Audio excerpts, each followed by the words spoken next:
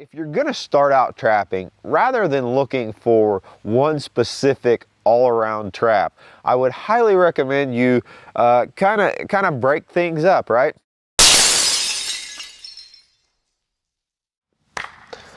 All right, so welcome back to another one, y'all. All right, so recently I've been getting quite a few comments regarding questions about traps, you know, size, preference, different applications for them, you know, different things like that. So, you know, real quick, y'all, I know I'm not able to respond to all the comments. You know, I did it for years. I tried my best. I did it for years, and I just, at a certain point, you just can't keep up with it. But let me rest assured that if you leave a comment on one of my videos, I'm gonna read it. That is actually one of the things. Call me a millennial or not. That's one of the things I really enjoy about doing this, is the communication interaction with y'all. But I do read every comment. I'm just not physically able to, you know, to reply to them all. But anyway, I've been getting a lot of comments, questions, different things like that about traps. So I'm out here today and I'm kind of messing around, tuning up a couple here and there. So I thought I'd just make a little video here talking a little bit about trap sizes, and more important than that, but actually sizing your traps to your intended catch, if that makes sense. So anyway, about anywhere that you get traps, you know, there's going to be some recommendations for the targeted animals that you're going to use for those traps. And there's a reason for that. You know, obviously, you know, you don't want to go out and target coons with this big Duke 650, right? No different than you wouldn't want to really go out and target muskrats with this 330. You know, so there's a reason that we actually size our traps to the species. You know, and I'll give you a couple examples. And I understand a lot of these questions are coming from guys that are getting into it, you know, just starting out. And it can be completely overwhelming. You know, you look at a trap list page and there's just all these different numbers and sizes, and of course the prices, you know, they just vary from you know, quite minimal to the sky's the limit on traps, you know. So anyway, I thought I would kind of try to break that down a little bit for you. So anyway, whenever we start talking about things like you know, like the all-around or all-purpose trap, you know, I'm one of those guys that I honestly do not believe that exists. You know, and this is one of those things that if you ask, you know, 20 different guys, you're going to get 30 different answers. But I like to have my traps more geared towards the species that I'm targeting. Now, I'm not going to say that, you know, you may have we'll call it a bycatch or incidental, an untargeted species, let's put it that way, in these traps. But I like to go out, and if I'm targeting a critter, I like to have a trap that's sized and capable of holding that trigger. I'll give you an example quick here. So, you know, this is a 1.5, Duke 1.5. This is just, I mean, you know, there's a trap that'll do it all, but I'm not going to go out and target coyotes with this trap. Now, will it hold a coyote or a bobcat? Most certainly. I've done it, you know, a lot in the past. But that being said, I'm not going to go out and set for coyotes with this trap.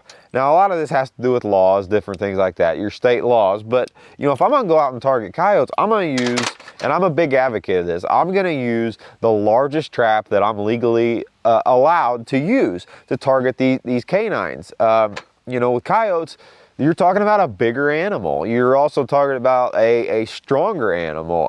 You know, they're hard on traps compared to your smaller critters.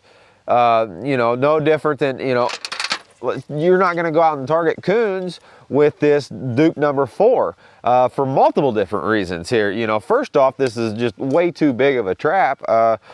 You know, another thing is you can buy 2.5 of these 1.5s for the same price as this number 4. So you're a fool if you try to go out and target, you know, smaller critters with an oversized trap. Another thing that really needs to be considered is, especially whenever you're coon trapping, is you can see this is a big square jaw trap. The more room you give that animal to chew, you know, that's definitely a hazard that you take by using a big trap for animals like coons. I like a small round jaw trap that doesn't give them that option to chew. You know, so it's just something you've got to look into. So here I've got lined out just kind of a variety pack of a lot of the styles of traps that I use. I honestly don't use a ton of different traps. I like a lot of consistency on my line. So you'll see, even though they're kind of, there's a little bit of variation in here, there is quite a consistent run down through here. You know, obviously, like I just talked, if we're gonna target the coons and the possums and the skunks and the smaller critters like that, go with this 1.5 or a 1.5 style trap, this smaller trap. You're not gonna set for a coon out in the middle of a cornfield, right? If you're gonna do that, set a bigger trap and target for canines, right? Now, like I said, you'll be able to hold some stuff in this, but for the price of these versus the price of these bigger traps, it's only to your advantage to get more traps, essentially, you know, for the same money, if that makes sense. So anyway, like I said, looking down through here, we've got some of the bigger round jaw traps. This is a number 3 here. This is a great coyote trap, you know, but at the same time, it's still overkill for your smaller critters. Now that being said, will you hold a smaller critter if you catch a coon or a possum or something in it? Most definitely, you know, you're probably gonna hold them, but I wouldn't go setting specifically for it. No different than, like I said, with the conibears, right? You're not gonna go out and target muskrats with a 330. No, you're gonna use something like a 110, or I prefer, actually, I like 160s a lot. They fit down in the trails real nice. If y'all are like me, you know, you kind of base everything you buy off how many hours it takes you to work to get it, right? And you're looking at, oh man, you know, this trap, I have to work a whole hour, you know, to get this trap or something like that. So anyway, I'll kind of wrap this video up just by saying, if you're gonna start out trapping, rather than looking for one specific all-around trap, I would highly recommend you kind of break things up, right? If you're gonna go after some small game, definitely look into these 1.5 style traps. They're great. Very minimal stuff has to be done out of the box, and you can go trapping. If you do happen to have a non-target like a coyote or a bobcat or something step in it, more than likely it's gonna hold it. But like I said, it just wouldn't be my top choice. So you can kind of break yourself up. If you're gonna buy a dozen or a dozen and a half traps, I would recommend, rather than trying to buy that middle ground trap, you know, that all around, I would highly recommend you all to just, you know, get you half a dozen or so of the bigger canine geared traps, and then split your trap sale up. Then go get with some smaller traps, some 1.5s. I really do not recommend the 1 3/4 for coons. I really don't. I get a lot of people that say that, and I don't. And I'll tell you the biggest reason right here, and I've talked about it but you can see the amount of space in between the pan and the top of the jaw between a 1.5 and 1 3/4, and there's just enough room for a coon to get his head in there and chew. And that's really what we're trying to stop here. You know, you got about the same pan size, so that's kind of really null on that deal. But it's just that little bit is actually quite important. So I would recommend the 1.5 over the 1 3/4 for sure for coon trap. And then if you want to step up to your canines, then by all means, look at this. Look at a number 3 if it's legal in your state, or even a number 4. All very capable traps, but at the same time, you really do need to gear your traps to your specific and intended targeted. You know, like I said, if you're gonna go trapping coyotes, you're gonna be out kind of where coyotes are. So obviously, you know, use that bigger trap out there. Now, I know a lot of people trap in deep timber. You know, one way around that is, and I've been doing this for years, is invest in a few of these dog proofs. You can kind of set on each side of your canine traps with a couple of dog proofs. And a lot of times what you'll do is you'll catch those coons or possums or skunk. These dog proofs will take them all before they get up and clog up your canine sets. That's one way to kind of get around it.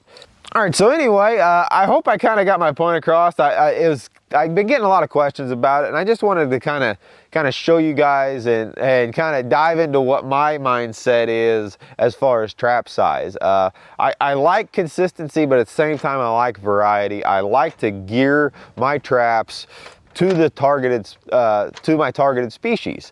So take a look at some of these traps, guys. There'll be some links down below, and you know, whenever you're going out buying new traps, rather than looking for that one all-around trap, I highly recommend, you know, kind of splitting yourself up, you know, and getting a variety, you know, different sizes. I think you'll only be better off for it. So anyway, y'all, like I said, I'm out here just messing with some traps, kind of tuning them. You can see I'm going through. I just looked down at this one. This is a dog proof. The pogo came off of it. So this is nice to know, you know, I got a pile for repairs and different things like that. Going through, just making sure everything's working, and you know, having trap tags on them, of course, that's a big thing. Checking all my swivel points, you know, making sure I didn't pull any S hooks or J hooks. You know, normally whenever we quit trapping, that's kind of the frozen part of the year, so that's pretty hard on stuff in that frozen ground. So just kind of going through and tweaking a few things. But anyway, if you guys enjoyed this video or have some recommendations for future videos like this, definitely leave a comment down below. Like I said, I read all the comments, and you know, honestly, I get a lot of my video ideas from the comments that you guys leave. So anyway, that'll be it for today, y'all. I'm gonna continue doing what I'm doing, but we'll see y'all in the next video. As always, y'all, appreciate the view. We'll see you on the next one.